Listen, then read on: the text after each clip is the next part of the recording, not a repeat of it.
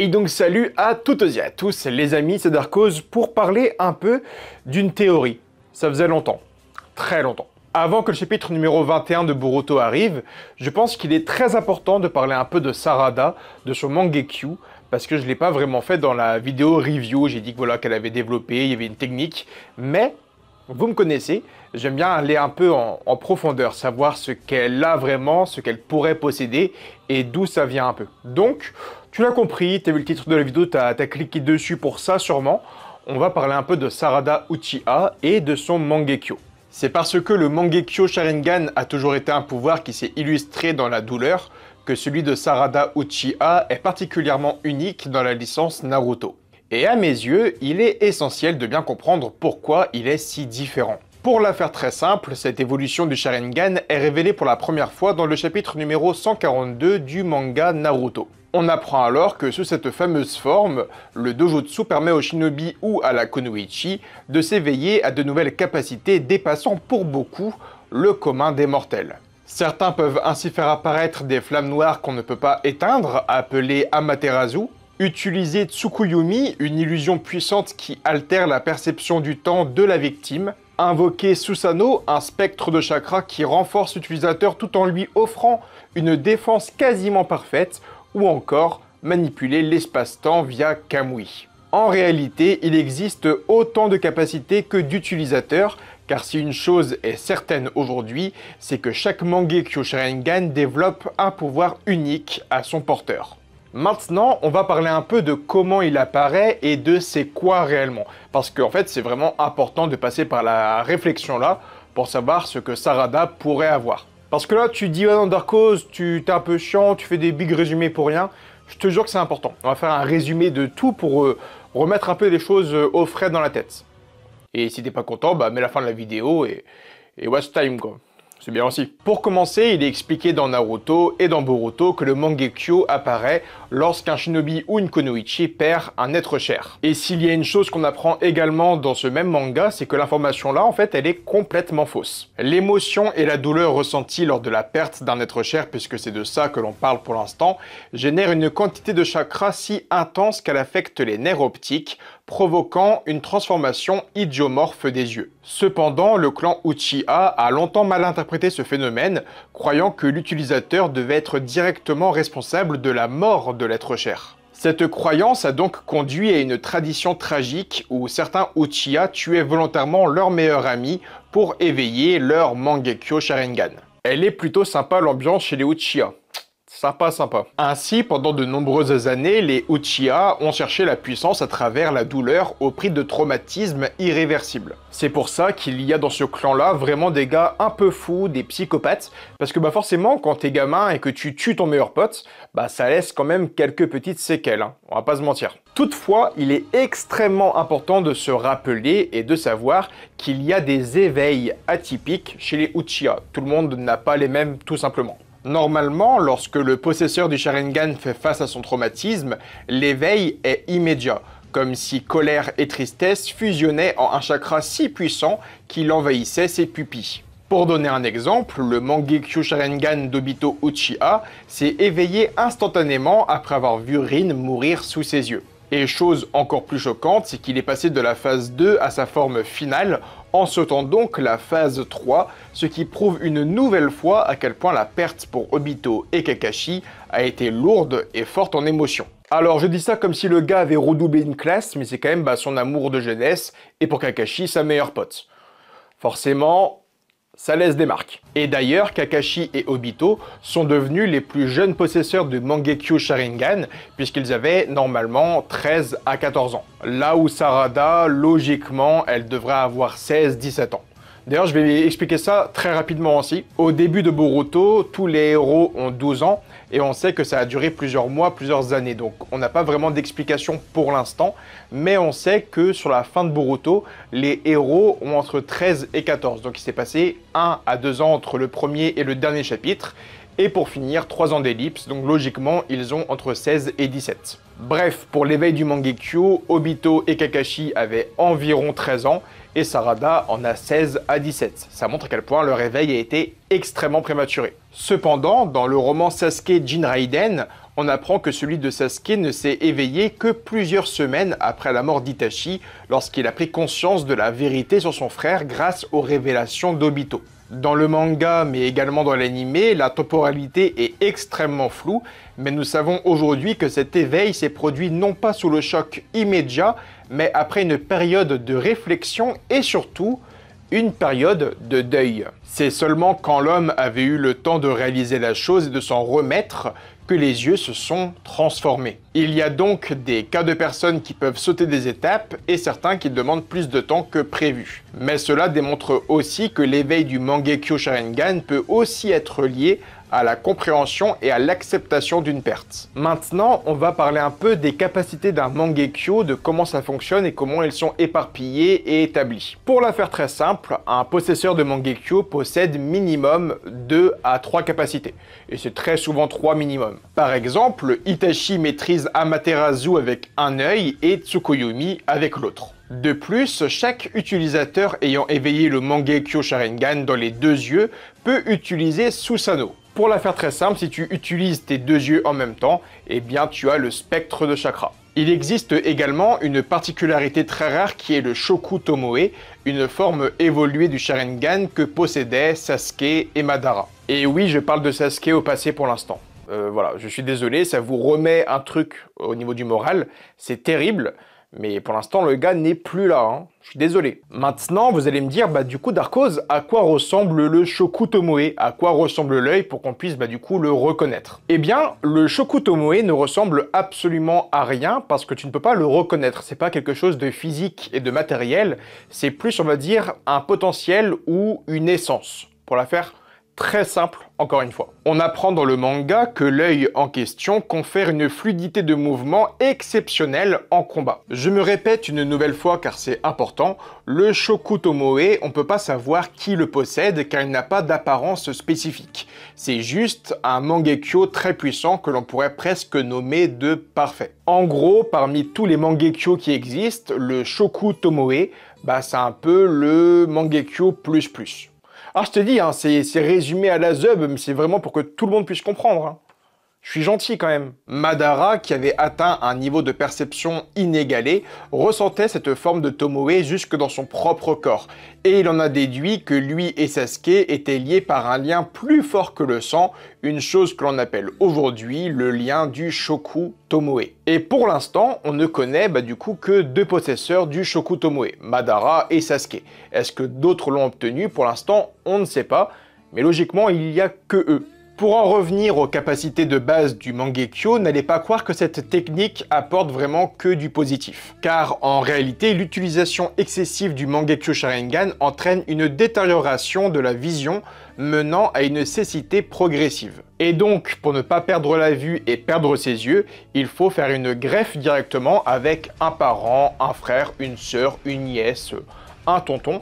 Mais en tout cas, la greffe de Sharingan avec l'un de tes parents est la seule solution pour que tu puisses garder la lumière comme l'appelait Itachi. Maintenant, il est temps de se recentrer et de comprendre l'exception du clan Uchiha. À l'instant, nous avons clarifié le fonctionnement du Mangekyo Sharingan. Maintenant, il est temps de parler de Sarada Uchiha et d'en faire la vidéo la plus complète possible sur YouTube. Et ouais, je me lance un peu des fleurs, mais on a moyen d'y arriver plus ou moins. En fait, dès le départ, Sarada se distingue des autres possesseurs de Mangekyo Sharingan. En réalité, elle est presque dans une catégorie à part, tant elle diffère des autres membres de son clan. Pour commencer, elle est la première Uchiha métisse introduite dans l'univers de Naruto. Son père est un Uchiha, mais sa mère est extérieure au clan. Donc je parle bien évidemment de Sakura Haruno. Alors pour beaucoup, ce détail est anecdotique, mais en fait c'est la base de toute la théorie et de la compréhension du personnage de Sarada. C'est une métisse, c'est une bâtarde. C'est plus violent, mais...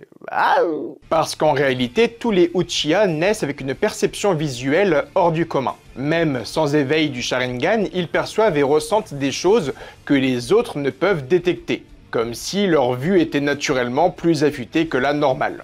Donc pour eux, pas besoin de Sharingan, dans tous les cas, ils verront mieux que toi. C'est inné, c'est l'ADN, c'est leur corps qui est comme ça. Or, dès sa naissance, Sarada a développé des problèmes de vision et a dû porter des lunettes de vue. Encore une fois, cela s'explique par le fait que le sang Haruno perturbe les dons visuels du clan Uchiha. Et je vous vois venir en commentaire, ne dites pas que Sakura a tout niqué, parce qu'en fait ça pourrait tout simplement tout changer dans le positif. Donc, merci Sakura. De plus, il est important de noter que ces éveils du Sharingan ont été très différents de ceux de ses prédécesseurs. Comme mentionné précédemment, la majorité des Uchiha éveillent leur Sharingan sous l'effet d'une douleur négative intense en voyant un être cher mourir ou en subissant une profonde tristesse. Mais Sarada, elle, a éveillé son Sharingan pour la première fois sous l'effet d'un sentiment positif, l'excitation et la hâte de rencontrer son père qu'elle n'avait jamais connu. Les larmes qui coulaient alors de ses yeux n'étaient pas des larmes de tristesse, mais des larmes de joie. Pour le cas de l'animé, eh bien elle éveille son deuxième Tomoe en affrontant Dippa parce qu'elle ressent l'envie de se surpasser et de vaincre son ennemi. Encore une fois, c'est un sentiment positif, une envie de se dépasser et de protéger Boruto et Mitsuki. Dans le manga, elle passe directement du premier au troisième Tomoe hors champ, un choix un peu regrettable en termes de narration, mais en même temps, à l'époque, on avait vécu plusieurs années de publication mensuelle sans aucun combat de Sarada. Et je vais en parler ici et maintenant parce que c'est un sujet qui me saoule aussi, et je sais pas où le dire sinon. Mais Sarada, elle m'énerve un peu pour ça. Dans l'œuvre Boruto, eh bien Sarada, elle a eu qu'un seul véritable combat, c'est contre Boro. Tu vas me dire qu'elle a eu d'autres affrontements pendant l'examen de Chunin ou pendant les hors-séries. Les hors-séries, c'est pas dans le manga papier, et les autres combats, très souvent, elle se prend pour Saitama et elle one-shot tout le monde. Examen ou bien contre les Shin. C'est regrettable et c'est un peu relou. Mais le seul combat vraiment serré qu'elle a eu, c'est contre Boro, et c'est un combat en équipe. Elle est pas seule, ils sont un 4 contre le gars. Un peu déloyal, mais on accepte. Et là, en fait, aujourd'hui, le combat contre Ryu, c'est son deuxième véritable combat, et c'est en équipe. Encore une fois, et le combat qu'elle a eu contre les crasses d'ongles, eh bien, elle s'est fait sauver le cul. Donc Sarada, elle est décevante, elle a eu 2 combats en 10 ans, et c'est 2 combats en équipe, où elle n'a pas fait tout le taf toute seule. C'est négligeable, dommage, décevant, saoulant. Pour finir, elle éveille son Mangekyo Sharingan lors de l'omnipotence d'Ada, lorsqu'elle découvre que Boruto est devenu le Nukenin le plus recherché du monde, et donc l'ennemi à abattre. Elle prend alors conscience à ce moment précis que si elle ne fait rien pour lui, ce dernier finira par mourir de la main d'un Kage, ou même de son propre père, alors contrôlé par l'omnipotence. C'est donc un sentiment de peur et de perte imminente qui pousse son organisme à évoluer et à éveiller ce pouvoir légendaire. Un sentiment alors perçu comme positif, car il s'agit de la volonté de protéger quelqu'un, en l'occurrence son premier amour, Boruto Uzumaki. Étrangement, on découvre aussi que Sarada n'est pas affecté par ce puissant Shinjutsu qu'est l'omnipotence, mais on va en parler dans quelques minutes. Alors vous allez me dire que Sarada possède au final une multitude d'éveils, mais au final que des cas bâclés et mal écrits. Eh bien sachez que Kishimoto a donné une explication à tout cela, maintenant c'est à vous de savoir si vous la trouvez bonne ou non. Pour mon cas, c'est plus ou moins intéressant, ça peut expliquer des choses, même si on sent que c'est un peu sorti du cul. On va pas se mentir. Kishimoto a donc confirmé en interview que Sarada était plus émotive que la moyenne. Elle pleure facilement, elle est presque hypersensible, et puis elle possède depuis enfant la capacité d'extrapoler les choses, que ce soit dans la compréhension ou l'acceptation de sentiments. Au moment de l'interview, Kishimoto prend en exemple le sous-entendu érotique qu'elle croit comprendre lorsque Sakura parle des choses très cool que Sasuke lui a déjà fait ressentir. On avait tous rigolé, la scène était extrêmement drôle, mais en fait, il y a un peu une explication à la Zub, mais il y a une explication qui est quand même là. Sur le moment, c'est une blague pour le lecteur, mais pour Kishimoto, il y a une petite explication. En fait, Sarada ressent tout et comprend tout beaucoup trop fort. Ainsi, il lui a fallu une moindre intensité émotionnelle pour éveiller son Mangekyo Sharingan, car son cerveau est plus réceptif aux émotions. Et en fait, c'est bête, mais le fait qu'elle soit plus émotive, qu'elle ressente plus les choses, eh bien, ça vient de Sakura, qui est elle aussi un personnage hypersensible. Parce que tout le monde va dire, et Sakura c'est une chouineuse, elle chiale tout le temps. Non. Le personnage de Sakura est hypersensible, elle chiale beaucoup par la suite, ok, mais c'est son personnage qui est comme ça. Elle prend les sentiments beaucoup trop forts, beaucoup trop assidément. Ça se dit pas du tout. Et donc maintenant qu'on a analysé un peu le topo autour de son Mangekyo, il est temps de parler un peu de ses nouvelles capacités, d'où elles viennent surtout. Et c'est là que vous allez retrouver le Dark Horse Prime, le Dark Horse Theory. Il va arriver maintenant là.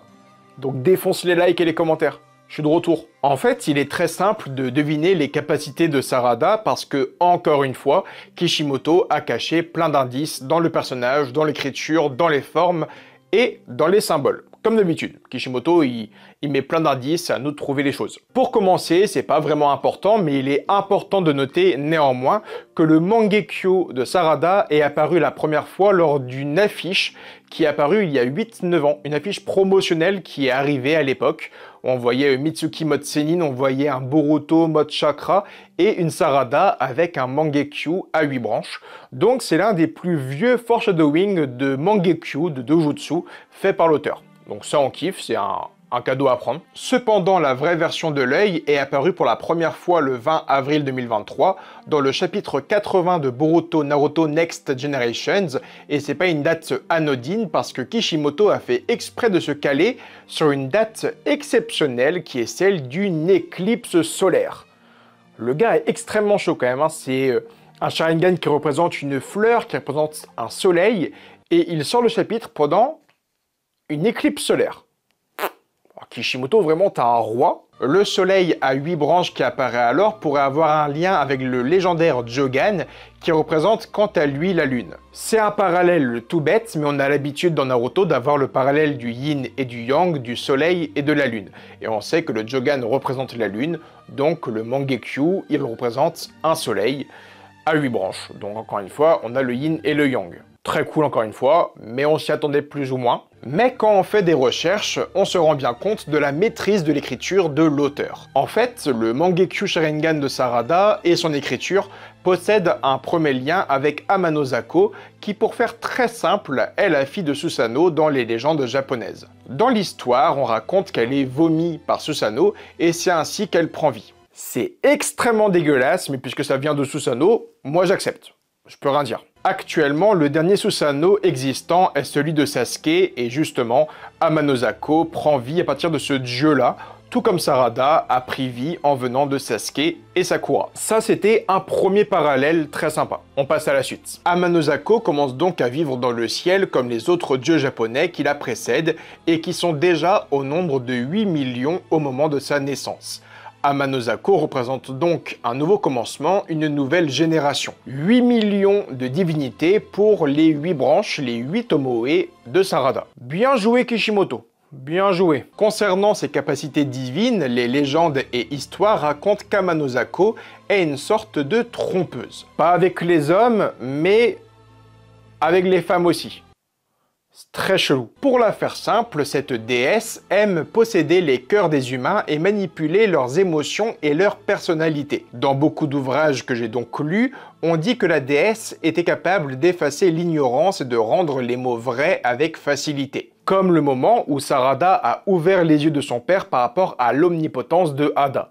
Rien n'est vraiment fait au hasard, encore une fois, merci Kishimoto. En ce qui concerne le jutsu qu'elle utilise en affrontant Ryu, cela pourrait faire écho au vide cosmique, autrement dit au néant, issu d'une seconde légende et mythologie, cette fois-ci indienne. On va donc parler rapidement de Brahman. La capacité de Sarada peut, de ce que nous voyons pour l'instant, absorber les jutsu comme un trou noir justement. En fait, quand on lit et qu'on découvre un peu les secrets de Sarada, on se rend compte également qu'elle est liée à une déesse qui s'appelle Saraswati, une déesse indienne, symbole de la sagesse et de l'apprentissage. C'est un facteur clé qui transparaît encore une fois chez Sarada depuis son entrée à l'académie. La sagesse et l'apprentissage. Et quand on découvre la légende de Saraswati, on retrouve la légende des 8 rayons, mais aussi la notion de trou noir et de vide cosmique, des éléments que Sarada, encore une fois, a utilisés lors du dernier chapitre. Donc là, vous allez sûrement me dire que je pars complètement en couille, que je suis donc dans le faux, parce que depuis le début, Kishimoto s'inspire des légendes japonaises comme Amaterasu, Susanoo, Izanagi et Izanami, qui sont en effet des légendes du folklore japonais. Alors, tu as raison, je peux rien te dire de plus, Naruto s'inspire bel et bien des légendes japonaises, mais le manga Boruto, quant à lui, s'inspire du folklore japonais, mais également du folklore et des légendes indiennes. Et ça, faut le savoir. Par exemple, le personnage de Shibai Otsutsuki est inspiré d'un dieu indien qui est Shiva. La vidéo apparaît juste ici, j'en ai longtemps parlé, mais il y a de plus en plus de légendes et de folklore indien qui apparaît dans Boruto pour notre plus grand plaisir. Bref, je ne vais pas en faire une vidéo dédiée car il y a énormément de choses à dire sur le soleil à 8 branches et sur Saraswati. Mais je vous invite vraiment à vous mettre et à vous focus sur les légendes indiennes et japonaises parce que pour la faire très simple, en fait, ça spoil Boruto. Faut juste s'y intéresser un minimum et on découvre énormément de secrets. Est-ce que vous vous rappelez de l'époque où Pro-sensei et moi on faisait plein de lives et de vidéos ensemble? Vous étiez assez choqués parce qu'on découvrait plein de secrets, on faisait plein de théories qui s'avéraient en fait véridiques par la suite des aventures. On s'en rappelle, c'était légendaire, on était trop chaud. Et encore récemment, il y a plein de théories que j'ai fait sur la chaîne qui s'avéraient vraies 2 ou 3 ans après. Je vous avais dit que Jubi serait divisé, qu'il finirait par prendre une forme humaine et qu'ils auraient une conscience des sens humains. Je vous l'avais dit, il y avait même des schémas que je faisais en animation avec des potes pour vous expliquer tout ça. Et quelques mois après, on voyait les Shinju Ego, j'étais beaucoup trop chaud. Genre, il y a peut-être 6 ou 7 ans, je vous expliquais que Code était un enfant des poches, qu'il aurait un kama blanc. Ça s'est avéré vrai, genre 3 ans après ma vidéo. Je suis en fait extrêmement chaud, on va pas se mentir, mais c'est parce qu'en fait, je m'intéresse aux livres les histoires, légendes japonaises et indiennes. Bah oui. Alors pour vous expliquer comment avec Pro-sensei on a deviné autant de choses. Par exemple, on avait fait un live et une vidéo qui expliquait que Urashiki aurait à un moment donné une tortue pour l'aider dans ses objectifs. Bah comment on savait ça? On pouvait pas le deviner, enfin c'est sorti peut-être 2-3 ans après. Donc comment on a deviné ça? Eh bien tout est expliqué dans les livres d'histoire et les livres de légende. Ah, je fais le mec, hein. Je fais trop le mec. Même moi, je m'énerve. Mais en même temps, les gars, je vous le dis depuis 3 ans. Oui. Urashima Taro est justement une légende où on retrouve le pêcheur et la tortue. C'est pareil pour Momotaro, le jeune prince pour Momoshiki, et Kintaro, l'enfant à la force surhumaine pour Kinshiki. Si vous vous intéressez aux légendes japonaises et indiennes, alors vous pourrez mieux comprendre les écritures de Kishimoto. Sarada possède donc la capacité, avec un œil, de créer des trous noirs absorbant toute matière autour d'elle, y compris les éléments faits de chakra. Cela lui permet notamment d'annuler tous les jutsu tout en évitant de détruire un village par exemple. C'est notamment la raison qui explique pourquoi le sable du désert ne disparaît pas dans le trou noir, seuls les éléments gorgés de chakra seront attirés dans le jutsu, comme la limaille de fer. Donc en gros, pour l'instant, de ce que je peux voir, le trou noir c'est une espèce de kamabis. Il va juste aspirer un jutsu ailleurs. Pour l'instant, c'est pas foufou, mais on verra par la suite dans le prochain chapitre. Peut-être que j'ai totalement faux et que je vais m'excuser très longtemps. Quant à son second œil, il pourrait annuler toute forme de genjutsu et de déformation de la réalité, comme par exemple l'omnipotence de Ada. Parce qu'on se rappelle qu'il y a donc encore une fois une déesse qui montre la véritable vérité et qui montre les choses vraies. Donc c'est en lien avec ça. Avec ces 2 yeux combinés, elle pourrait donc bien évidemment avoir un Susanoo, et on l'espère un Susanoo un peu spécial. Il y a quelques années, j'ai donc fait un live avec Saikyo Devin cette fois-ci, où j'expliquais que on devait avoir à un moment donné un Susanoo de forme humaine. Vous allez me dire, mais Darkos, la théorie vient pas de toi, il y avait plein de fanart, il y avait plein de choses qui montraient un Susanoo forme humaine sur Naruto, sur Sasuke. Ça vient de Saikyo et moi. Je suis désolé de vous apprendre la vérité, ça vient de nous. Vraiment. Personne n'en parlait, personne n'avait dessiné ça avant. On a fait un live où il y avait 400-500 personnes et surtout des créateurs de contenu, qu'on ne va pas mentionner. Et du coup, j'expliquais dans ce live, en gros, que le Susanoo était devenu inutile et beaucoup trop faible parce qu'il est extrêmement lent. Chose que Jigen explique en affrontant Sasuke, il dit bah la défense est plus ou moins bonne, mais c'est extrêmement lent. Donc en fait, il explique clairement au lecteur que le Susanoo est devenu inutile, il est trop lent et la défense se fait péter face au Otsutsuki. Donc le Susanoo ne sert absolument plus à rien. C'est donc pour ça que dans le live, j'expliquais qu'il fallait faire un Susanoo de forme et de taille surtout humaine pour gagner la vitesse et pour éviter la lenteur qu'elle avait qui l'handicapait. Et surtout, si un shinobi ou une kunoichi arrivait et réussissait à générer un golem de chakra de 20 mètres, s'il condense tout ce chakra en un seul bloc, donc de 1,80 m à peu près, bah forcément la résistance sera plus grande. Ça me paraît logique. Donc j'espère qu'avec l'un de ces 2 yeux, Sarada pourra condenser du chakra comme elle condense un trou noir par exemple, peut-être que le trou noir, en fait, c'est une condensation de chakras tellement proche que ça crée une distorsion, ça crée un trou noir. Peut-être qu'elle pourra faire ça sur son propre Susanoo pour revêtir Susanoo de taille humaine, donc avoir la vitesse et la défense, cette fois-ci parfaite. On l'espère. Bref, des gros bisous à toi Saikyo si tu regardes la vidéo. Je voulais juste expliquer ça. Il faut rendre à César ce qui revient à César. Saikyo, je t'aime mon ref. Maintenant, il est important quand même de parler des points négatifs du Mangekyo Sharingan. Je vous l'ai donc déjà expliqué sur la chaîne à plusieurs reprises, le Mangekyo, eh bien ça rend aveugle si tu l'utilises un peu trop. Il y a donc des théories qui expliquent à droite à gauche que Sarada ne serait pas affectée par la perte de vue parce qu'elle ne saigne pas des yeux, mais en fait il y a plein de Uchiha qui l'utilisaient la première fois qui ne saignaient pas forcément des yeux. Obito Kakashi, c'est l'exemple en premier d'ailleurs. Donc, est-ce que la théorie qui dit que Sarada ne perdra absolument jamais la vue est vraie? Je n'y crois pas et j'espère pas. En tout cas, il y a 4 théories qui pourraient expliquer comment elle va faire pour, pourquoi pas, développer un Mangekyo Sharingan éternel. La première théorie, c'est qu'en fait Sarada, c'est une ninja médecin, donc après chaque utilisation, elle pourrait soigner ses nerfs optiques pour les soulager et diminuer les risques. J'y crois pas trop parce que c'est un peu trop simple. La deuxième théorie serait donc de se greffer les yeux de Sasuke, donc qui est son parent, comme le mentionne le Mangekyo Sharingan éternel, donc se greffer les yeux d'un parent ou d'un frère. Elle pourrait donc prendre les yeux de Sasuke, mais j'y crois pas parce qu'il est encore en vie, il est juste scellé, et là je pense qu'actuellement il est en train d'espionner Jura en tant que Hidari. Ça fait pareil 1 an et demi que j'en parle, mais c'est quasiment sûr que Sasuke a pris le contrôle de Hidari d'une manière ou d'une autre. La troisième théorie serait tout simplement qu'elle se greffe les yeux d'un Shin Uchiha en fin de vie, parce que pour rappel, j'en parle depuis 4 ans encore une fois, il y a une armée de Uchiha avec Kabuto actuellement, il y a une vraie force de frappe à Konoha, qu'on ne voit absolument jamais. Allez savoir, peut-être qu'il y a un Shin en fin de vie, que Sarada prendra ses yeux et qu'elle attrapera en même temps la capacité de magnétiser toutes les armes faites de métal, ce qui est extrêmement cheaté. Imagine, Sarada peut faire des trous noirs, montrer la vérité, ne plus être affecté par les déformations de réalité et magnétiser toutes les armes possibles avec des sauts. Ça veut dire en plus que Boruto pourrait magnétiser des objets avec Iraishin, donc poser des sauts dessus.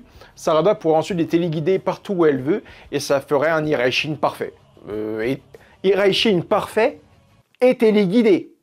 Ah bah oui. Est-ce que je crois en le retour des Shin? Bien sûr que non, je crois que Kishimoto les a oubliés. Il a créé une armée de Uchiha à l'orphelinat de Konoha, mais ça fait 10 ans qu'on les a pas vus les frérots. Pourtant, on s'est fait attaquer plein de fois par des Jigen, des Ishiki, des Delta. Les gars sont pas venus une seule fois protéger le village. Kabuto, faut le remettre en prison. Grand malade. Pour finir, Amado pourrait tout simplement recréer des yeux pour Sarada, donc il pourrait créer des nouveaux yeux. Ce serait une sorte d'outil ninja scientifique inspiré de l'ADN des Uchiha, donc un œil qui ne faiblit pas avec des pouvoirs en plus. Amado peut le faire. Si Orochimaru a réussi à créer des Sharingan, Amado peut le faire, il n'y a aucun souci. Pour rappel, le Susanoo de Kakashi pouvait créer des armes de chakra, et dès que les projectiles touchaient quelqu'un, le membre était envoyé dans une dimension. Un Kamui projectile en gros. Beaucoup trop cheaté. Le Susanoo de Itachi pouvait matérialiser un bouclier faisant office de défense absolue, tout en possédant les propriétés offensives comme les projectiles magiques de Yasaka, combinés à l'épée de Totsuka. Le Susanoo de Madara, il avait plusieurs têtes et plusieurs bras, donc le gars était partout à la fois, il multipliait de cette manière sa défense, son attaque, ses jutsu. Trop cheaté. Et le Susanoo de Sasuke était un archer, donc il pouvait attaquer à plusieurs centaines de mètres de distance, empêchant l'ennemi de s'approcher, donc il améliorait sa défense encore plus. Extrêmement cheaté. Donc, sous une forme de Susanoo, Sarada pourrait créer des trous noirs de la taille de plusieurs bâtiments. Ça reste à voir ce qu'ils vont me faire, mais j'espère que ce sera dans tous les cas original. Voilà la vidéo sur Sarada Uchiha. C'est un petit plaisir de la faire encore une fois avec vous. Je vous fais plein de gros bisous. On se retrouve dans quelques jours maintenant pour la découverte du chapitre numéro 21 de Two Blue Vortex. On espère du lourd, on espère des choses originales, des choses nouvelles, fraîches et intéressantes. Donc voilà, plein de bisous, prenez soin de vous. Je vous aime et je vous dis à très bientôt pour de nouvelles vidéos pour la review du chapitre numéro 21. Vous en faites pas, je suis actuellement sur le montage de Naruto Origins, chapitre numéro 1. J'ai vraiment commencé le chapitre. Voilà. Mais forcément, ça prend du temps. La vidéo fait 1h20, je crois, donc ça demande du temps à être monté. Et ça demande beaucoup de concentration, beaucoup de recherche de documents, car ce sera extrêmement complet. Donc soyez patients, c'est actuellement en plein montage et j'avance dessus dès que j'ai pas les vidéos du chef Otaku à monter, parce que je bosse avec lui, d'où le décor, et dès que j'ai pas non plus les chapitres de Double Vortex à couvrir. Donc, je prends le temps dès que je peux le prendre aussi, quoi. Si tu vois ce que je veux dire. Bref, je vous fais plein de bisous, je vous kiffe, like, commente, abonne-toi, Twitter, Instagram, tout ça, je vous kiffe. Allez, date tes bassos.